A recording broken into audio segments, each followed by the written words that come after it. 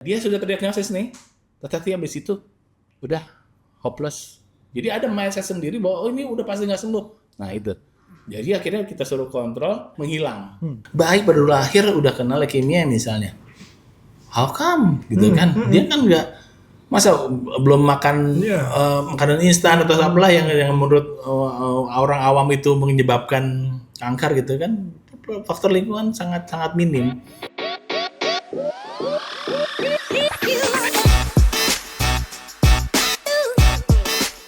Ya, halo Sobat Sentra, jumpa lagi di program podcast Sentra Stage ya bersama Sentra Medical Hospital Cibinong. Kali ini saya mau ngobrol-ngobrol bersama teman sejawat yang keren banget nih, Dokter Aisy pokoknya lah ya. Dr. Mururul Aisy, spesialis anak, konsultan hematologi onkologi medik. Kita akan bahas masalah yang mungkin cukup sering Sobat Sentra dengar ya, masalah kanker anak yang dulu disamain sama kanker dewasa. Atau kanker anak bukan miniatur kanker dewasa. Oke deh. Ini masih bulan kanker, Dok ya? Iya. Oke. Tapi dokter sehat, Dok? Alhamdulillah. Alhamdulillah. Gimana? Alhamdulillah sehat. Nih, dokter kan sehari-hari berkutat dengan pasien kanker anak-anak ya, Dok ya? Sudah pasti dokter sudah hatam nih masalah treatment, masalah segala macam yang berkaitan dengan kanker anak. Tapi Dok, apa sih masalah yang paling mendasar yang bisa ngebedain kanker anak dan kanker dewasa? Gitu. Ya masalahnya di situ sebetulnya. Jadi kebanyakan orang tuh menyamakan antara kanker anak dan dewasa. Sebetulnya kan paradigma children are not little adult atau anak itu bukan dewasa yang kecil itu belum berlaku. Jadi berlaku dari semua bidang, di semua bidang termasuk juga onkologi ya, di bidang kanker seperti itu. Nah, anak itu unik soalnya. Jadi dia seperti target yang bergerak gitu, dari bayi sampai anak, lalu kemudian remaja. Itu semua bukan hanya sisi perkembangan psikologi yang berbeda, tapi juga secara biologi dia berbeda. Ya. Itulah makanya beberapa terapi kemudian tidak bisa di one size fit all gitu ya. Jadi wah, satu protokol terapi itu langsung bisa buat semua kalangan di remaja, buat beberapa populasi di remaja gitu, nggak bisa, apalagi dengan dewasa. Itu pertama gitu ya. Jadi masalahnya adalah kita harus ngasih tahu nih ke masyarakat, ini sebetulnya nggak sama loh kanker anak dan dewasa. Dan salah satu ciri terpenting perbedaan tersebut adalah sebenarnya chance untuk hidup untuk kanker anak itu jauh lebih besar daripada dewasa. Chance untuk berespon terhadap terapi yang optimal itu jauh lebih besar daripada dewasa. Itu jadinya. Dan masalahnya kan kanker anak itu sedikit, dalam tanda kutip ya sedikit. Hanya sekitar 5% dari seluruh jenis kanker. Tapi seperti juga pada saat kita lagi ujian nih kan, lagi ujian terus kemudian ibu guru selalu bilang kan, ayo anak-anak kerjakan dulu nih Soal yang paling mudah. Paling mudah. Pertanyaan saya, yang mudah itu sedikit atau banyak biasanya kalau dalam ujian? Sedikit. Artinya kanker anak pun sebetulnya harus ada prioritas untuk ingat atau diprioritaskan gitu. Karena sebetulnya dia lebih mudah untuk ditata laksana dibanding dengan kanker dewasa gitu.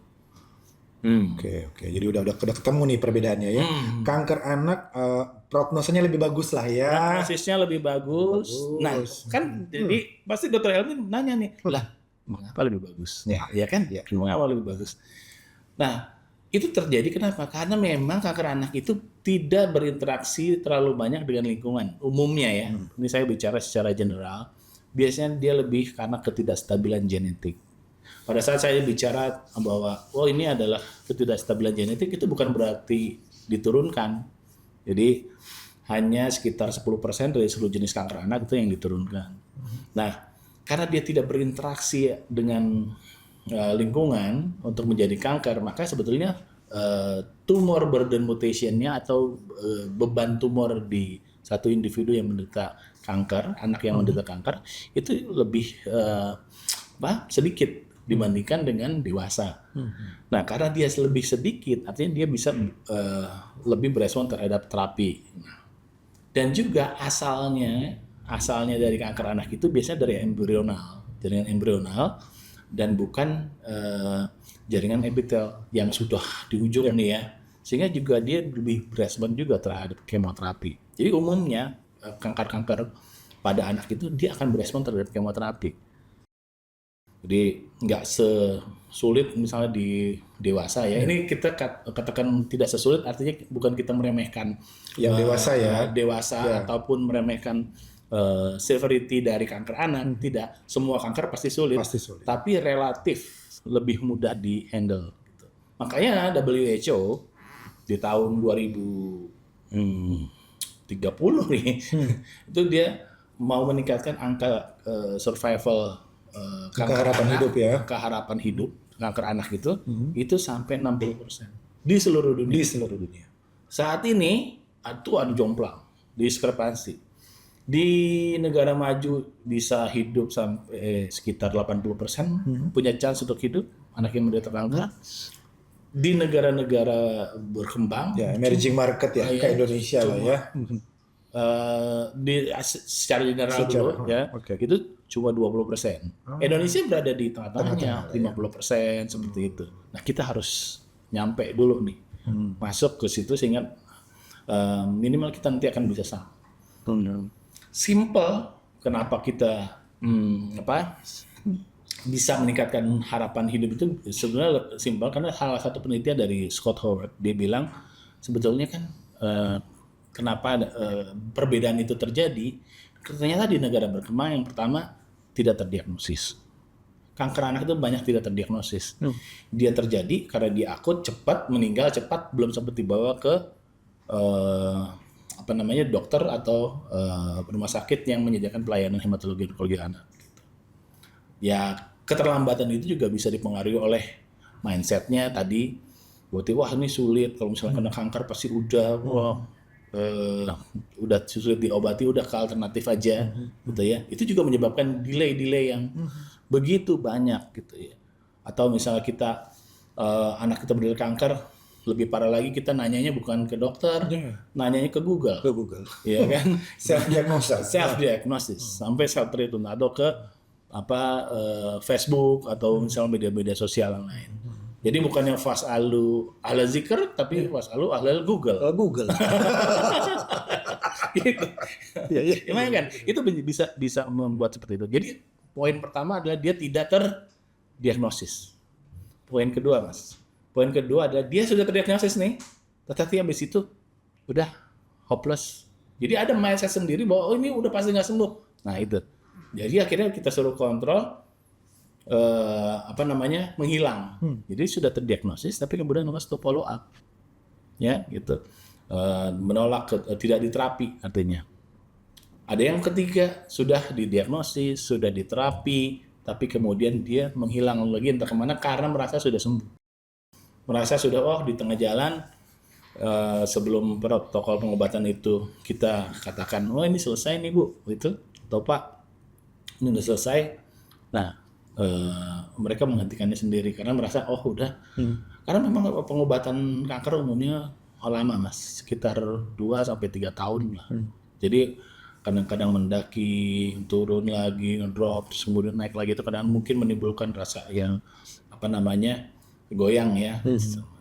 Nah itu selain itu poin keempat mungkin adalah pada saat dia perdarahan, pada saat dia infeksi, ada komplikasi, dia tidak cepat ke dokter atau rumah sakit yang menanganinya. Nah, hal-hal itulah yang kemudian membuat kita tuh enggak sama gitu, sama negara-negara maju. Gitu. Jadi intinya adalah ilmu dulu, kita lihat pengetahuannya gimana, lalu sikapnya gimana gitu, sehingga mengubah bagaimana pola pikir, sehingga mengubah perilakunya nantinya. Ya tadi 4 faktor yang menjadi penyulit lah ya Dok ya. Tantangan kita dan sebetulnya itu ada tantangan yang bisa kita intervensi. Ya. Nah di luar itu misalnya modalitas terapi yang canggih itu hanya sekitar 20%. Nah 20% itu kita akan lengkapi lah seperti itu. Itu domainnya kita nih provider kesehatan, ya kan. Tapi dengan kemoterapi yang sederhana, terapi yang radiasi, kemoterapi, lalu bedah yang sederhana itu sebetulnya 80% tuh seharusnya punya chance. Asal tadi ya 4 poin itu kita pegang banget gitu. Ya. Seperti itu sih. Kurang lebih seperti itu ya. Nah, Dok, ini kan kalau kita lihat apa ya, dokter kayak dokter IC kan hemato-onkologi kan belum, nggak semua rumah sakit punya ya Dok ya, secara umum di Indonesia. Malah langka. Nah, Saat ini hanya 70 dokter spesialis hematologi onkologi anak Indonesia Raya. 70 aja Dok. Iya. Bayangin coba. Di Indonesia ada 30 berapa provinsi sekarang, belum kabupaten kota. Dengan jumlah penduduk yang banyak, pasien anak juga pasti banyak. Betul. Nah, apakah kurangnya jumlah dokter hemato-onko anak juga menjadi salah satu? Ya itulah Dok ya, kayak tadi. Ya itu jadi mungkin juga jadi salah satu faktor. Tapi sebetulnya di seluruh dunia pun nggak banyak, Mas. Jadi kita punya teman-teman di Asia Pasifik misalnya, itu di Singapura, di Malaysia, di India, China itu yang memang dia berkecimpung di bidang pediatri onkologis itu nggak banyak. Nah, karena kita secara komunitas itu expertnya nggak banyak, kita sering berinteraksi dengan mereka. Jadi kadang-kadang kita kalau misalnya ada pasien nih dari Indonesia, terus ke Singapura misalnya, nah expert dari Singapura WA saya gitu, sini pasien lo kesini nih, ya udah terapi aja gitu kan. Sebaiknya juga demikian. Kalau misalnya ada pasien kita yang di Malaysia, udahlah di Indonesia aja gitu seperti itu. Jadi memang kita tuh saling sharing pengalaman kita dengan teman-teman kita yang satu kolega atau satu di pediatric oncologist itu bahkan sama seluruh dunia. Jadi kita tuh perjuangan kita untuk dalam tanda kutip menaklukkan kanker itu nggak bisa. Orang per orang nggak bisa, satu negara bahkan dengan satu negara lain tuh nggak bisa. Kita harus bersatu semuanya. Nah itu kemudian jadi tata laksana yang bagus untuk anak-anak. Mereka juga belajar dari kita seperti kita belajar dari mereka gitu. Jadi kadang-kadang kita kan sering ya ke Singapura nih, ke Malaysia nih seperti itu. Ya sebetulnya kita juga berkomunikasi dengan pakar-pakar di luar negeri seperti itu. Kalau berbicara teknologi Dok, perkembangan zaman teknologi kan harusnya sekarang pengobatan treatment cancer termasuk cancer anak-anak juga harusnya sudah advance ya. Tapi kendalanya mahal. Ya kan Dok? Jujur aja nih ya kan. Nggak semua di cover oleh BPJS misalkan. Nah, apakah ini juga menjadi satu kendala bagi para orang tua yang punya anak dengan cancer untuk ya udahlah sekali dia mungkin udah pernah berobat tapi jauh, sakitnya jauh, dokter hemato-onkonya ada di rumah sakit sono. Effort gitu loh, bolak-balik gitu loh. Iya, di negara manapun kita tidak bisa mengharapkan misalnya rumah sakit atau negara sekalipun untuk menghandle itu secara sendiri. Harus ada yayasan yang mensupport atau lingkungan yang support hal tersebut, volunteer ya. Seperti misalnya di salah satu rumah sakit yang memang survivalnya bagus ya di Amerika, itu di tempat lahirnya Elvis Presley ya, Tennessee, Memphis, itu St. Jude Children's Research Hospital. Nah, dia disupport sama yayasan yang memang dana buat ya kayak mungkin APBN-nya kali itu ya, itu cuma 3%.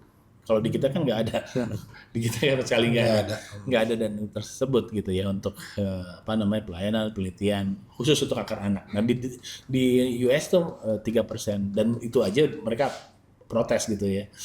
Nah mereka disupport sama yayasan memang yang mencari donasi dan sebagainya, dan itu kemudian menyebabkan salah satu penyakit kanker anak yang terbanyak yaitu leukemia limfoblastik akut yang dulunya di tahun 60-an itu angka harapan hidupnya hanya 20%, sehingga pada saat kita buka textbook pediatrik itu di tahun 64 kanker leukemia nggak bisa disembuhkan, ya ternyata di tahun 2000-an ke atas itu sampai sekitar 94% angka survivalnya.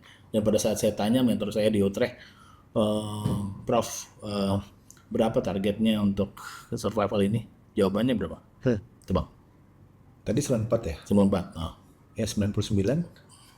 100%. Wih, Dia jawabnya 100%. Jadi tujuan kita untuk ini adalah terapi kanker itu nggak main-main. Kita mencoba untuk ke arah sana gitu. Dan tentu saja mereka juga nggak puas dengan hal tersebut dari 80% itu ya. Mereka pengen yang 20% sehingga jumlah totalnya 100% itu tercapai.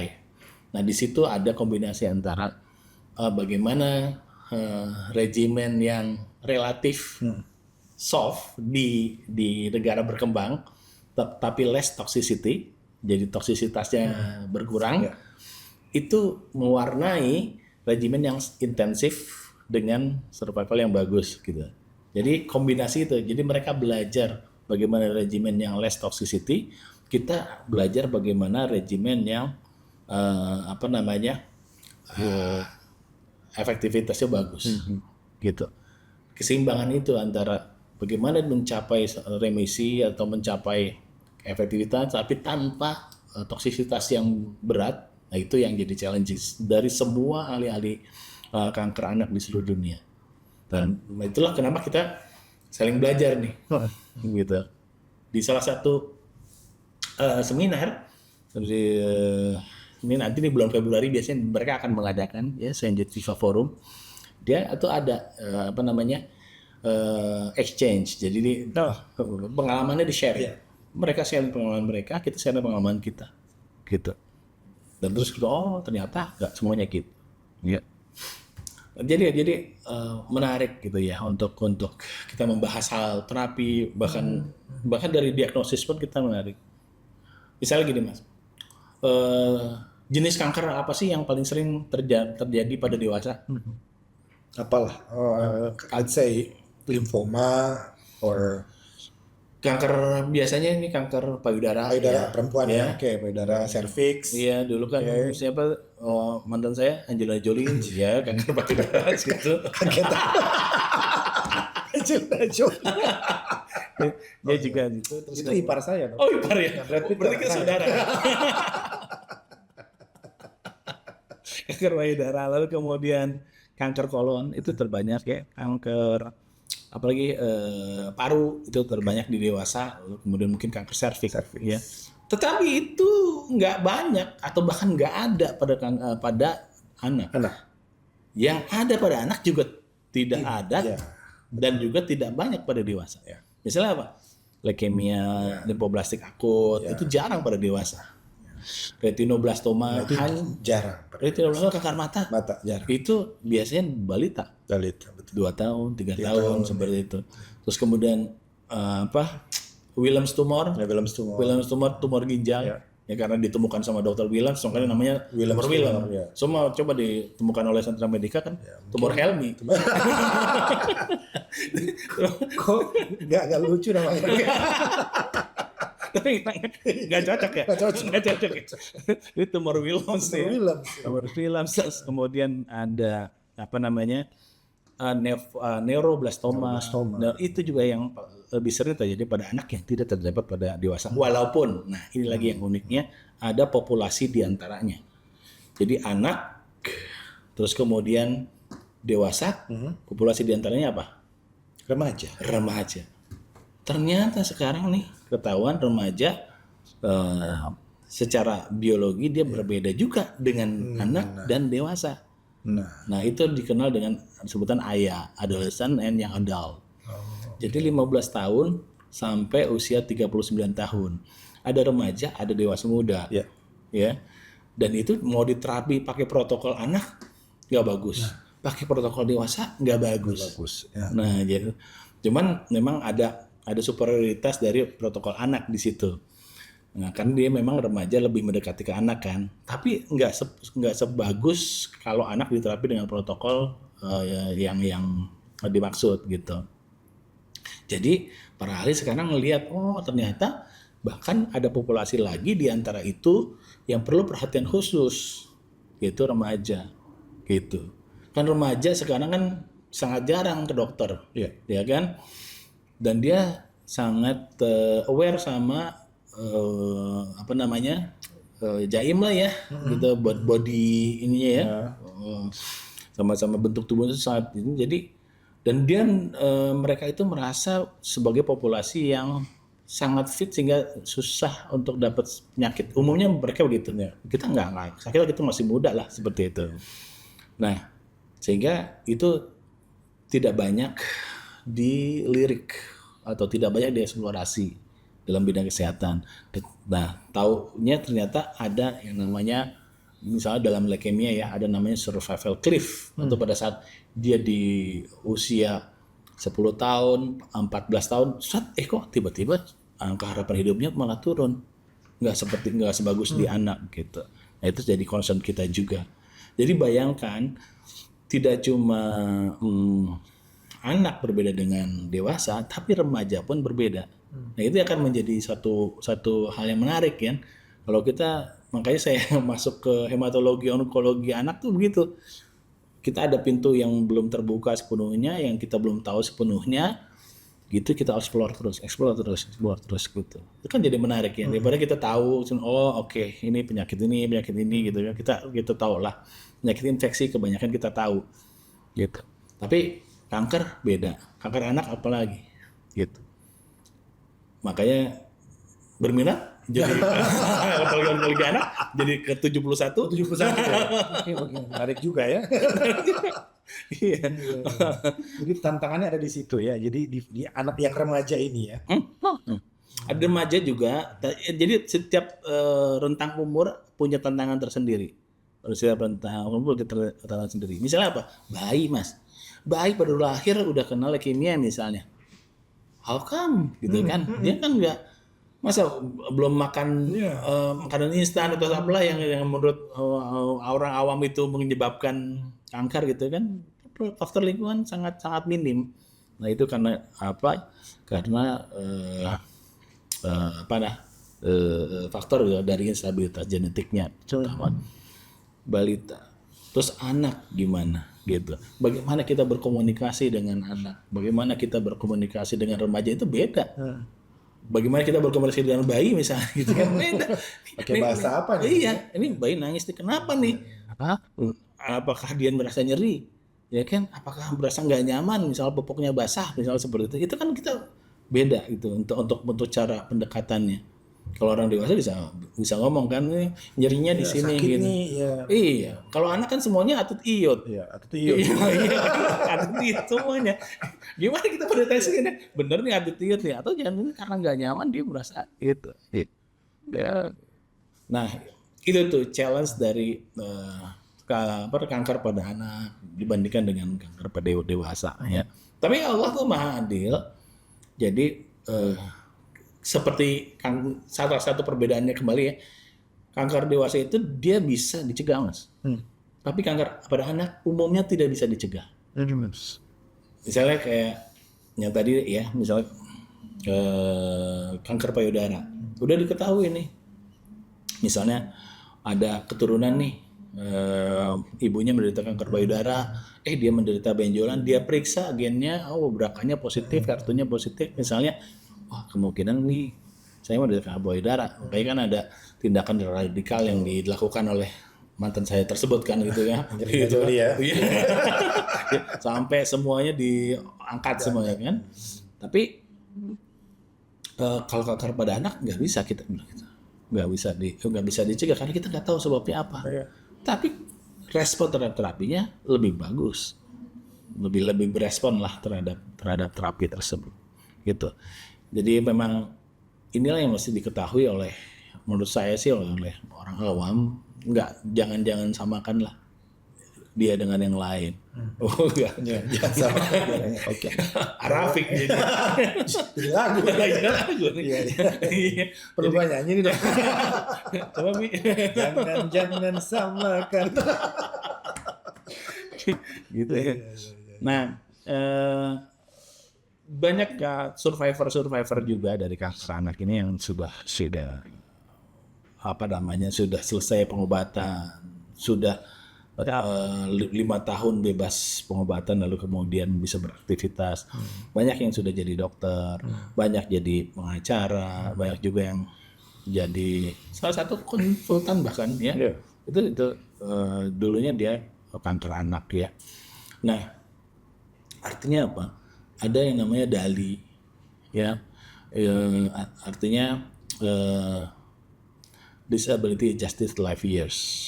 Nah, itu juga salah satu concern untuk kenapa kita harus prioritaskan kanker anak. Disability Adjusted Life Years. Maksudnya gimana? Kalau misalnya ya angka harapan hidup berapa sih nih? Ini kita ngomong statistik ya. Jangan baper dulu nih. Iya. Kita statistik nih. Angka harapan hidup berapa? 70? Ya. Misalnya 60, 70 lah. Anggap 70 lah gitu ya. Misalnya seseorang terkena kanker di usia 65. Artinya apa? Dia hanya, dalam tanda kutip ya, hanya 5 tahun dia menderita kanker. Habis itu sebetulnya sudah ada di angka harapan hidup. Udah masuk lah sebetulnya. Tapi kalau anak usia misalnya 1 tahun, 2 tahun sudah menderita kanker, artinya sepanjang hidupnya dia harus bergumul atau berjuang dengan kanker tersebut.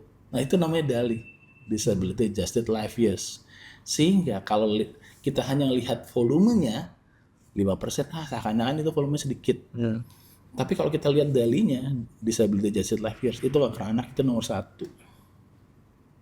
Dan itu jadi prioritas di negara maju sekarang setelah kemajuan pengobatan, teknologi akhirnya menjadi nomor 6 gitu. Tapi negara-negara berkembang itu masih nomor 1.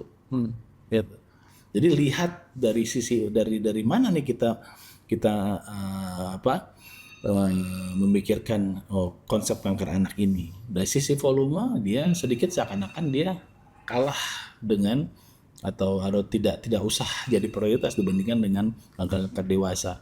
Tidak usah jadi prioritas dibanding kanker payudara, kanker kolon, kanker paru, kanker serviks. Tapi lihat dari sisi lainnya, dia potentially treatable, dia menyebabkan DALI yang Disability Adjusted Life Years yang luar biasa. Maka begitu kita bisa mengobatin anak-anak itu, maka apa yang terjadi? Siapa tahu nanti anak itu jadi Einstein baru. Anak itu jadi dokter-dokter yang hebat, jadi pemimpin-pemimpin yang hebat gitu ya. Kita nggak tahu. Tapi begitu kita nggak berjuang untuk mereka, ya ada loss of generations gitu. Tapi Tuhan Maha Adil sih dok, kebanyakan saya lihat pasien kanker anak rata-rata IQ mereka tinggi-tinggi dok ya. Banyak gitu. Yang pintar, berprestasi, tadi dokter udah jadi apa, gini apa gitu ya. Ini tadi ada satu nih, sampai kita juga tercengang ya dengan pemikiran mereka gitu ya. Saya juga belajar dari pasien-pasien saya dengan kanker. Ada satu hal yang begitu si anak menderita kanker, dia akan bertanya, kenapa saya? Kok pernah nggak ada pasien anak yang nanya gitu? Iya, dan banyak itu mas. Dan terus ada seorang anak ini remaja ya, dia bertanya sama ibunya, mungkin sekitar bukan pada bapaknya. Itu lagu lagi gitu. Jadi dia nanya sama ibunya, terus kemudian dia nanya, "Mah, kenapa aku yang kena kanker? Aku kan nggak bandel. Aku juga nurut, patuh gitu. Yang lain banyak yang nggak nurut, yang nggak patuh. Kok mereka nggak kena? Tuhan nggak adil dong, mah." Gitu. Nah, ibunya menjawab. Ibunya ini non Muslim, tapi saya belajar juga dari dia. Jawabnya gini, kamu kalau misalnya punya taman bunga, kamu petik bunga yang bagus dulu apa yang jelek? Yang lebih dulu kamu petik. Oh, yang bagus dong mah gitu. Gitu juga Tuhan ya. Allah tuh akan memberikan ujiannya terlebih dahulu untuk orang yang dia sukainya. Ya kan, yang diinginkan kebaikan darinya. Sama lah, similar seperti hadis Nabi ya sallallahu alaihi wasallam. Kalau misalnya Allah itu menghendaki kebaikan bagi seorang hambanya, maka dia akan menyegerakan ujiannya di dunia. Jadi sebetulnya konsep seperti itu bisa, jangan sampai kita ada konsep fisik, ada konsep psikis yang kita memang harus kombinasikan sehingga kita selalu ada mindset positif di dalam ini. Ya. Beberapa konsep itu akan sangat menarik gitu. Kalau kita misalnya antara sehat dan sembuh, itu juga dua konsep yang menarik nih mas. Di konsep-konsep paliatif nih. Kayak misalnya aku ingin sembuh sama aku ingin sehat itu agak beda. Misalnya di dunia ini kita nggak akan pernah sembuh, Mas. Selalu ada sakit kan. Kita lagi makan tiba-tiba keselak gitu ya. Kita nyebrang jalan ada resiko tabrak gitu ya. Orang yang tadinya sehat teman kita besoknya kita nggak tahu kabarnya gimana. Selama di dunia kita nggak akan pernah sembuh. Tapi saat ini kamu sehat. Artinya sehat itu bisa seperti ini, bicara, bisa berdiskusi, bisa berkarya, bisa melakukan apapun yang kamu mau. Betul. Jadi saat ini kamu sehat apa enggak? Oh sehat. Oke. Jangan terpaku sama kanker itu. Terus lanjutkan hidup kita gitu. Karena kadang-kadang orang walaupun udah sembuh nih, survivor misalnya gitu, masih trauma, Mas. Aduh takut akan ini lagi, apa namanya, ada lagi, datang lagi gitu. Dihantui terus akhirnya enggak menikmati hidup, enggak menjalani hidup dengan nikmat gitu ya. Nah itu juga konsep-konsep yang wah kalau kita bahas nih bisa 7 hari 7 malam nih. Beres nih ya. Bisa jadi panjang nih serialnya nih. Iya, kalah sinetron apa? Tersanjung. Tawan umur. Yang main siapa Dok? Aduh, nggak tahu saya kemarin. Ayu Asari Dok. Oh gitu ya. Salah Lulu Tobing nih. Memang kalau ngobrolin kanker anak nih nggak akan beres-beres. Nggak akan beres dan itu selalu menarik. Apa yang, nah makanya kan sambil bercanda ini ya. Kalau bercanda jangan baper ya. Salah satu expert di Singapura begitu kita ketemu gitu ya.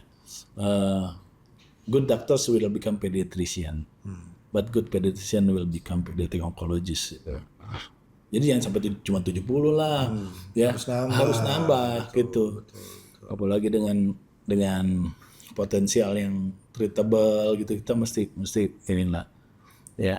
Dan itu harus dapat perhatian dari regulator ya, dari pemerintah bahwa ini kalau anak nih jangan dianggap sepele gitu ya.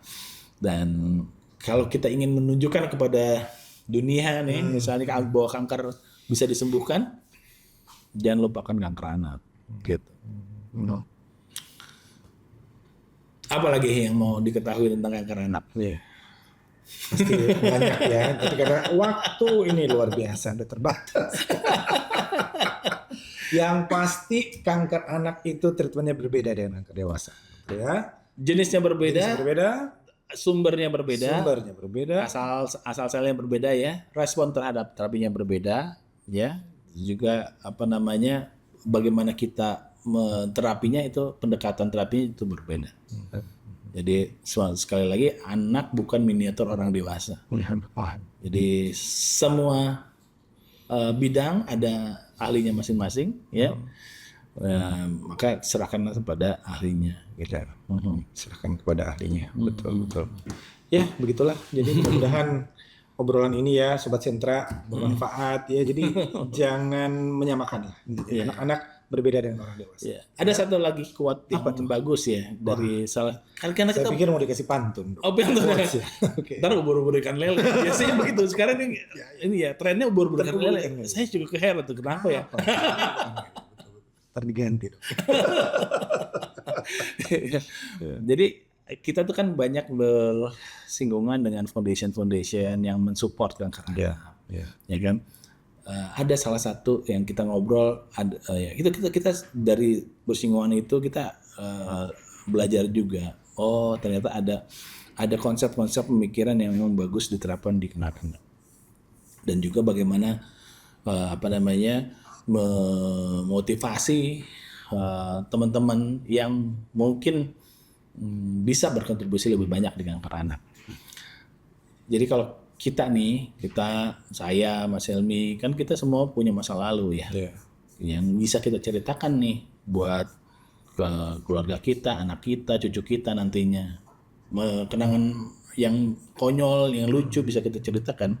Kayak tadi kan tersanjung diceritakan. Kenangan tuh, kok banget dulu tuh. Tersanjung. Iya. Nah, jadi kita semua yang sekarang hidup ini punya masa lalu yang bisa kita ceritakan, punya kenangan yang bisa diceritakan. Dan punya mantan yang terindah. Nah, itu bisa kita ceritakan juga, ya kan? Iya. Tapi anak-anak dengan kanker, mereka punya masa depan yang mereka perjuangkan. Betul. Jadi ya, jangan biarkan mereka berjuang sendirian. Ya. Setuju. Mantap. Terima kasih dok. Sami-sami. Untuk sharing-sharingnya ya. Mudah-mudahan ini apa ya yang dengar juga ibu-ibu orang tua yang punya anak apalagi yang kayak kanker ya dok ya. Jangan patah semangat.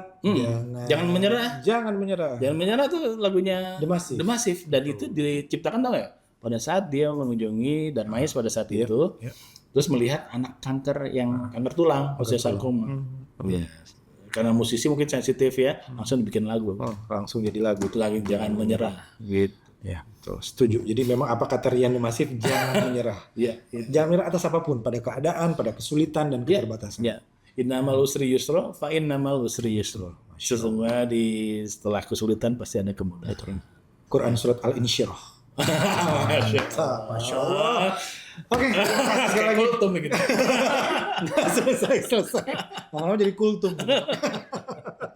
Baik, Sobat Sentra, demikian podcast bersama Dr. Mururul Aisi, spesialis anak konsultan hematologi onkologi medik. Mudah-mudahan insya Allah perbincangan ini ya baik-baiknya kita ambil ya. Oke, bercanda-bercanda hanya sebagai bumbu-bumbu saja itu supaya lebih tidak tegang. Iya. Sehat, sukses lah. Sama-sama sukses juga buat Dr. Insya Allah. Baik, kita ketemu lagi di podcast selanjutnya. Sampai jumpa.